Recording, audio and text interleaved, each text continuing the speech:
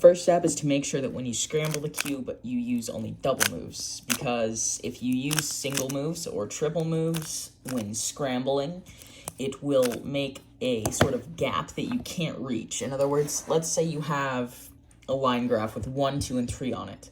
If you start at 1 and then you go to 2, if you only do double moves, you're never going to be able to reach 2. You'll go from 1 to 3. With that out of the way, let's go ahead and start. The first step is to find 2 corners that match up. So you want to have a bar like this. You notice how these two have the same color? You want to place those on the bottom. Now what you want to do is you want to move those to the top, and only move them to the top if you can find the piece that it goes with. So this one goes right here. So move it. That one needs to go up there. Then we'll move this to the top to make this bar like this large bar. Now that we've got that done, what we can do is we can try and see if we can finish off the corners, which we can. So now I've got everything except edge pieces, and then edge pieces can be placed as simple as this. If you have 2 like this, you can simply use into U2 into U2 to place them. They might need to be flipped, in which you can just do the same thing again. And if there's only 1 piece that needs to be placed, for example here, what you want to do is you want to move that piece back here. So this piece needs to go here, so we're going to move it back here, exactly opposite. Then you want to do R2, B2, R2. Then you want to move this piece up to it and do R2, B2, R2.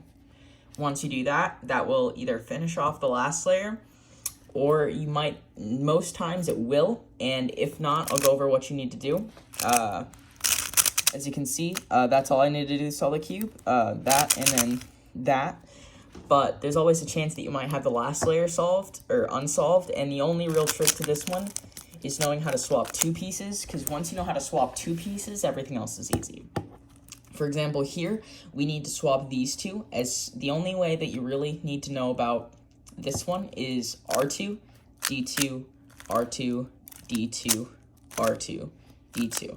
And that will swap 2 pieces as well as these 2. But don't ever think about these 2, only think about these 2 when you're swapping it. And yeah, that's pretty much all you need to know. As for a triple, a 3 swap, you can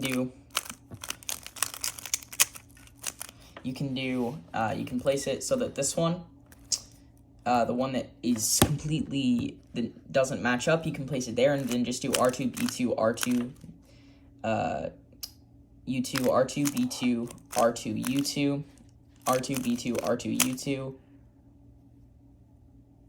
R2, B2, R2, U2, and that'll then eventually just leave you with a double swap, which can be done into U2, into U2.